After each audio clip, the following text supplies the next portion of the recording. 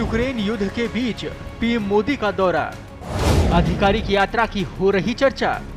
बीते 5 साल में मोदी की पहली रूस यात्रा, पुतिन से करेंगे द्विपक्षीय वार्ता। क्या महाविनाशकारी युद्ध रोकेंगे मोदी?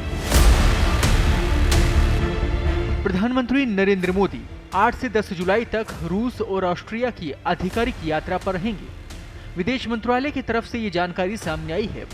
विदेश मंत्रालय ने कहा कि रूस की अपनी यात्रा समाप्त करने के बाद मोदी ऑस्ट्रिया की यात्रा करेंगे, जो 41 सालों में किसी भी भारतीय प्रधानमंत्री की उस देश की पहली यात्रा होगी। करीब 5 साल में ये मोदी की पहली रूस यात्रा होगी। रूस की उनकी आखिरी यात्रा 2019 में हुई थी, जब उन्होंने सुदूर पूर्व शहर व्लादिवोस्तोक में एक आर्थिक सम्मेलन में भाग लिया था। पीएम मोदी की मास्को और वियना यात्रा उनकी सरकार के तीसरे कार्यकाल में पहली द्विपक्षीय यात्रा होगी।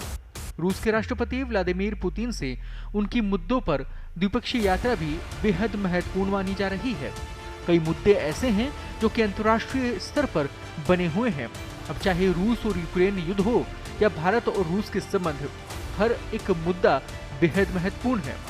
आमतौर पर भारतीय पीएम की पहली विदेश यात्रा पड़ोसी देशों की होती है। फरवरी 2022 में युद्ध शुरू होने के बाद से मोदी की रूस में पहली यात्रा है।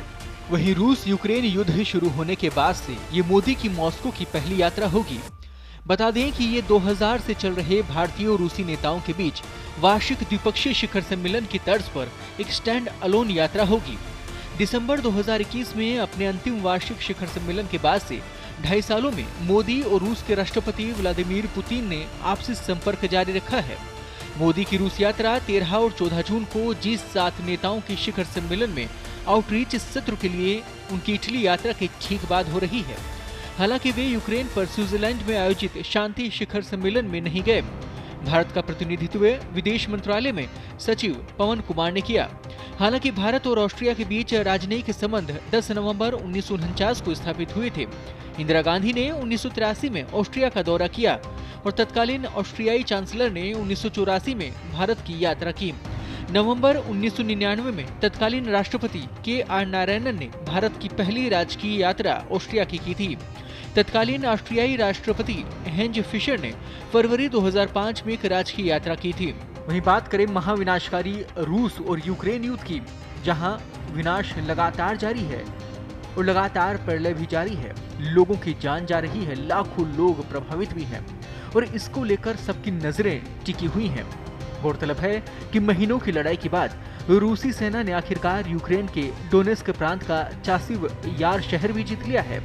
यूक्रेन ने रणनीतिक रूप से महत्वपूर्ण इस शहर से अपनी सेना को वापस बुलाने की घोषणा की है, जबकि रूस ने कहा है कि उसने बुधवार रात को शहर को अपने नियंत्रण में ले लिया था। इस प्रकार से करीब 29 महीने से जारी लड़ाई में एक और शहर यूक्रेन के हाथ से निकल गया।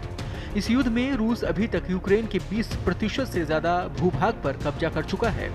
इस युद्ध में हजारों लोगों की जान जा चुकी है, जबकि लाखों लोग बेघर हो गए हैं और सीधे तौर पर प्रभावित हो रहे हैं।